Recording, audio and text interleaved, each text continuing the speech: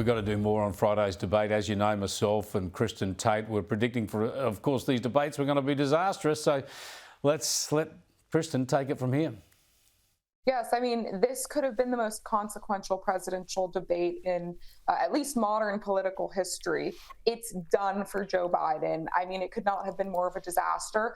During and after that debate, Chris, I received so many exasperated and panicked messages from liberals, some of whom I haven't even heard from a decade, stating that they were in complete shock over Biden's physical and mental state. And every single one of these Democrats told me that they think he needs to step down and be replaced with another candidate. And it's not just voters saying this, Chris. It is the elite of the elite in the Democratic Party. The New York Times itself, the editorial board said that he needs to step down at this point. And it's not just them. The New Yorker, The Economist, many other publications have done the same. So the president was at Camp David this weekend. Apparently he met with his family to discuss what he will do moving forward. But I've read that his family, especially Hunter Biden, who has been a key player in his advisory, has said that he should stick it out. So I don't know what's going to happen if he refuses to leave and all the powers that be want him gone.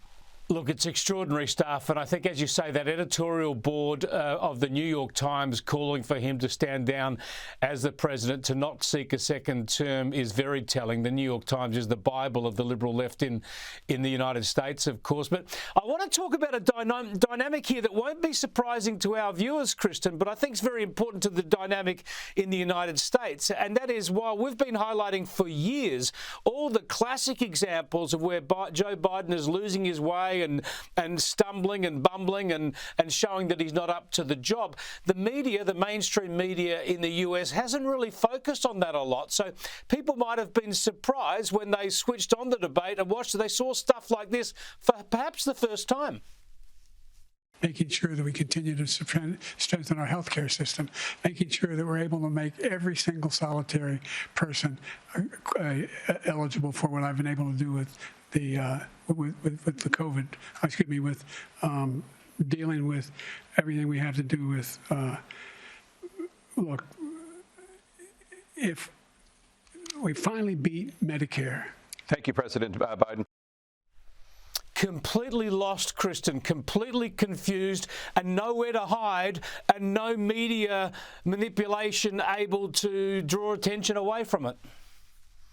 Yes, I mean, to your point earlier, though, it's kind of mind-blowing to me how shocked Democrat voters are about Biden's poor mental and physical state. I mean, every single week, you and I are talking about some new mortifying incident exposing the fact that he's basically been a houseplant for the last few years. But I guess, so many liberals, they just blindly believe whatever the media tells them.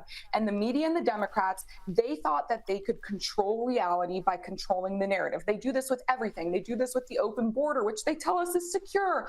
They do it with our cities, where they tell us crime is actually totally under control. And they were doing it with Joe Biden, telling us he's totally with it. He's the smartest guy in the room. Green John Peer gets up there at the podium and tells us, oh, he's never been sharper. But every once in a while, Chris, reality pokes through and exposes the truth. And in this case, it has completely shattered their faux narrative about Joe Biden. So now the entire establishment on the Democrat side is panicked and they don't know what to do.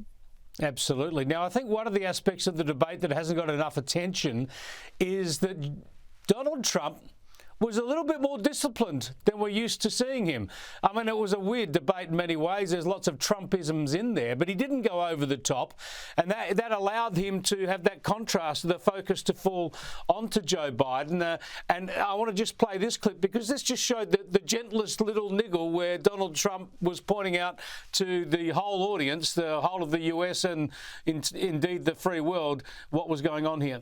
And I'm going to continue to move until we get the total ban on the total initiative relative to what we're going to do with more Border Patrol and more asylum officers. President Trump? I really don't know what he said at the end of that sentence. I don't think he knows what he said either. Yeah, it was pretty gentle. It was pretty telling. And it was a good performance from Trump, wasn't it, Kristen? Yes, very restrained.